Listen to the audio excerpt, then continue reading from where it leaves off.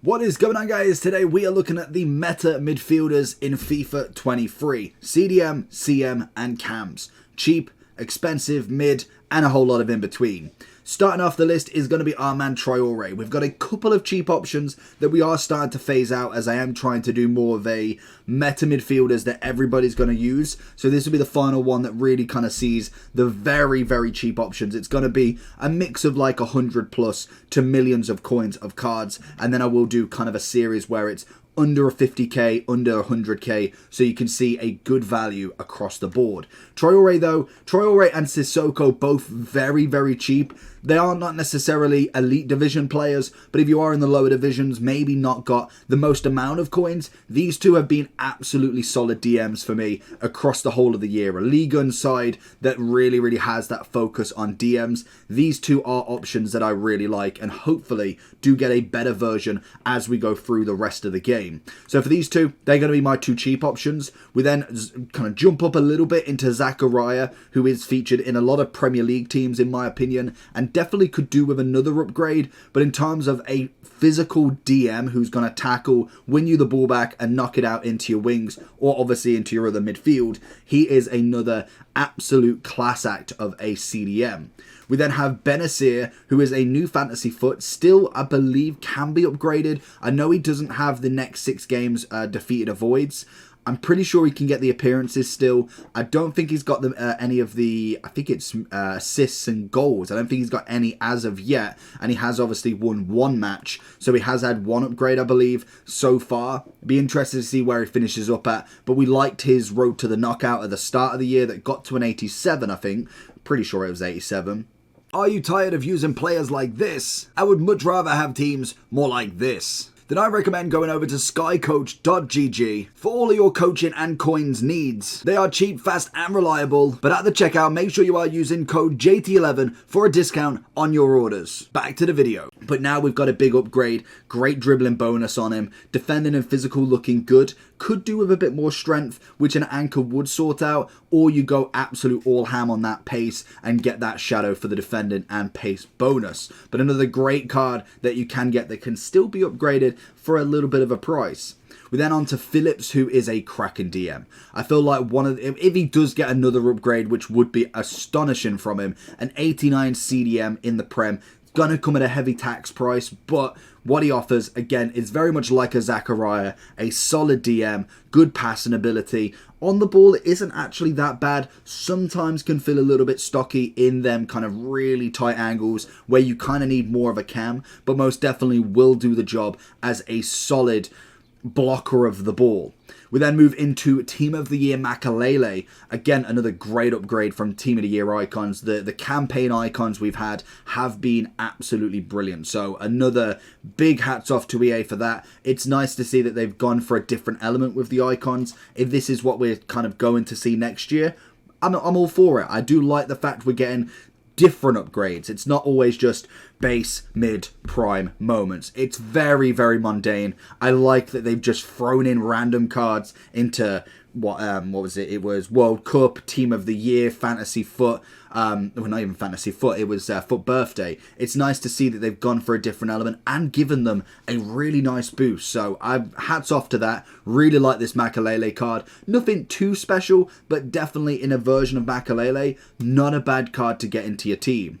We then have thrown in an SBC. I don't normally put too many SBC cards in, as obviously if I say, oh, go get Xabi Alonso, incredible card. Sometimes you might watch the video in a month's time, you can't get him. So I don't like putting SBCs in too much, but Gattuso, as he's only just come out and he's out for quite a while, not a bad card to grind. Not saying he's the best CDM in the world, but most definitely, if you wanted an icon, he's going to give you a job. Great physical, defending's good, even the dribbling isn't bad at all. Obviously the agility could do with a work, you could go with the engine and get away with it, but a solid DM nonetheless. Then obviously the best of the best.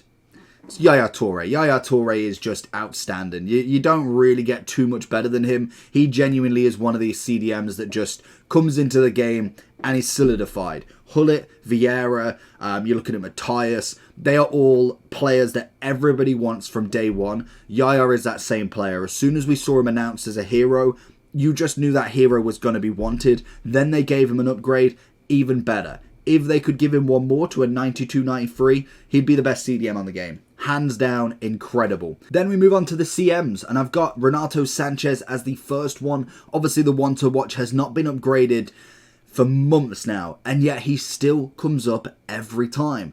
Honestly, I've never seen an 85 be so persistent in teams, in just general meta relevancy. It's so crazy. Ferland Mendy always springs to mind with this, and hopefully Renato could get another upgrade at some point. It would have been incredible to see like an 89 foot birthday Renato Sanchez as a 5-5, but it wasn't meant to be. More than likely we'll see him at footies, and in general this card is just still very good and still at quite a high price, to be honest. We then have Fofana, again, Team of the Year honourable mentions, a 4-4, great centre mid, good passing, good dribbling, agility balance a little bit lacking, but for a cheap price, he's got everything you need in a centre mid. There's no arguing about it.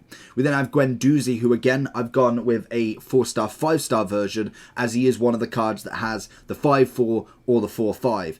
In terms of midfield defensiveness, I like the weak foot. Even in terms of strikers, to be honest, I do like that 5-star weak foot.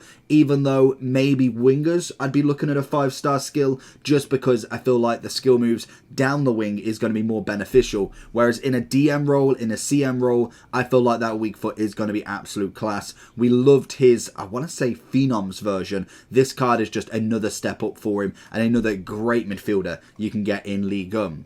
We then have Valverde, who is incredible that he's still sitting in at 780,000 coins, and he was out months ago. Normally these sort of cards get overturned, they get out of relevancy because they need an upgrade. They tend to lose their price, people take over their spot, and Valverde just doesn't have that happen, and it's incredible to see. Again, another one which is going to be an incredible team of the season, as I think that is pretty much solidified now, and this card is still very, very good in that midfield. Llorente, another new one from Fantasy Foot, I think about 1.2 mil still. Still got abilities to be upgraded, and that's why they tend to come in at a higher price. If obviously they do lose a match, they obviously don't get the 6-game bonus, which still gives him the option for the other 3. Has got an upgrade, an assist already, as obviously they used to play him at right back, and I think they have pushed him up that little bit more to play into that centre mid CDM role again, which means he can get an obvious assist. Because if he played at right back, it doesn't mean that he needs the clean sheets. It is focused on the version of the card that actually is in the game. So if he gets one more assist, he gets another upgrade. But another great card that has stats throughout. Great pace, everything above 84. Can't argue one bit.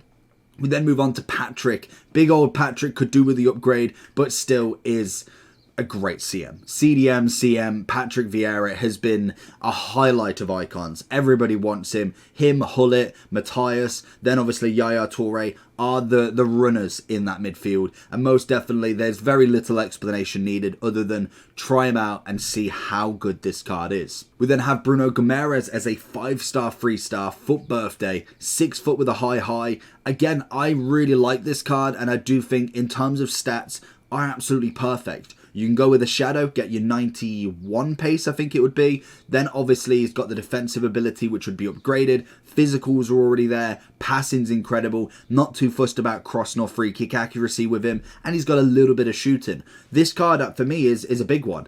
Don't get the dynamic. I feel like they've done him a little bit of unjust there. It just looks a bit edited, to be honest, but in general this card is a stunner, an absolute stunner. We then move on to Benzema, who again offers a different role in that centre mid, and this is why I do like the shapeshifters. I like the outer position players, because it makes you see where a card could actually be other than just their natural position. Benzema in a centre mid cam is actually a relatively good player. He's a big stocky build, great strength, you put him in front of the ball, and 9 times out of 10 he does win it. So that for me is a great option as a centre mid. If you've ever tried him out, you know what I mean, because he still offers that forward role going into the attacking option, but then he still offers that midfielder role, which is definitely worked really well with this card. We then have Barella, road to the final. The 3-star is the only thing for me letting down this card, because stat-wise is stacked. go with a shadow. You've got your passing and dribbling abilities, good amount of shooting. Physicalities, again, are kind of there, but you might need to upgrade it with an anchor. But I think that 3-star is the only thing letting this card down to be an absolute elite centre mid if you are looking for one. We then have Matthias, who is Matthias through and through. Obviously a brilliant FUT birthday icon. Will come in at a very heavy price, and was such a shame that they didn't give him the 4-star skill move as well as the weak foot. But obviously it was kind of a one or the other. There wasn't a both upgrade really. But again, it's just another upgrade to an absolute elite card that everybody wants. Then we have finally Hullet, a centre forward role that is just impeccable. If you've ever used Hullet, mid, prime, obviously team of the year icon are going to be almost exactly the same with the level of eliteness they will give you. Hullet is a 15 mil card, or at least I think he's a bit cheaper now actually. I want to say he's about 6 to 7 mil, but still above the rest by any means. And then finally we finish off the centre mids with the 3 team of the years. There is very little explanation needed for them because all of them obviously are the top of the top. That is what Team of the Year stands for, and I think they've done a very good job of keeping these cards at the top of the top until Team of the Season. Normally they do manage it, so it is nice to see that they are following that trend ahead, but they are the best centre mids you can get. Other than obviously your icons, which in-game abilities are the best, the Team of the Years are actual players that are top of the game. Now onto the long list of cams that, to be honest, there is very few low kind of priced cams in this one. We start off with Cherokee, who is an absolute magician on the ball. And I think that is the kind of theme that we've gone with these cams. In terms of on the ball, their left stick dribbling is absolutely elite. Agility balance is always nice with them. They tend to have good finishing, but definitely needed an upgrade with Cherokee, and in general the passing is normally good as well. Obviously in terms of stats, a 5-5 is always going to be great in my book. We then go on to another 5-5 in Gomez, one that is left out a little bit in my opinion, but definitely offers a great value, great pace, decent finishing, passing's there and dribbling's there. The main thing you find is most of them don't have any physical or defensive ability, obviously, but in terms of the first 4 are absolutely wicked. We then have a 4-4 in Seedorf, who I wanted to quickly mention because I need another upgrade for this card, because if we manage to get a FUT birthday one of a 4-star, 5-star, 5-star, 4-star, either or, but have an upgrade on that pace, this guy is going to be a great addition to icons and hopefully gets one very soon. We then have Neymar. Very little to say about him other than it's Neymar. We're waiting for Team of the Season. Hopefully he does, well, I'm pretty sure he does get one, but it would be nice to have seen an upgrade before this, as FUT Centurions was some time ago now, but still very, very elite in his option. We then have Abide Pele as a 4-4. Again, another cracking card. Obviously great pace, dribbling wise is nice, and obviously has that passing and forward ability as everybody does in this group.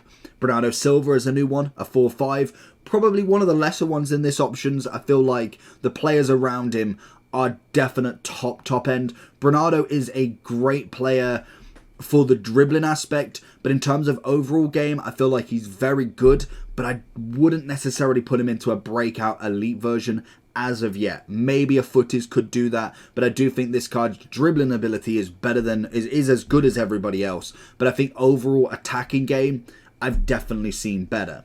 We then have Kaka, who again, a 5-5 Kaka. We could never argue. Love the dynamic. The card is brilliant. Was a little bit underwhelmed with him in general. I felt like he definitely could have felt better. Like how Eusebio, I know it's a big comparison between a 5 to 6 mil card and probably, what, 2 to 3 mil card. But what I was expecting from Kaka was this next level burst of pace. He's got the 5-5.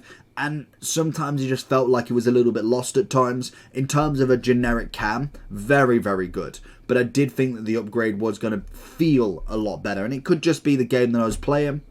It could be the opponent that you come up against. But in terms of Kaka, still top end. But I just felt like he could have been better. Just brutally honest opinions. I'm still not saying he's bad at all.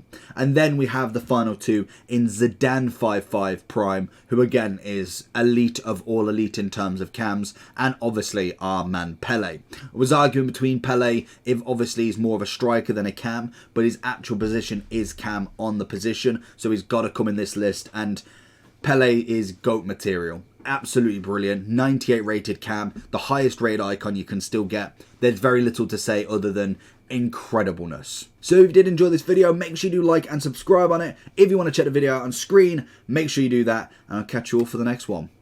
Peace.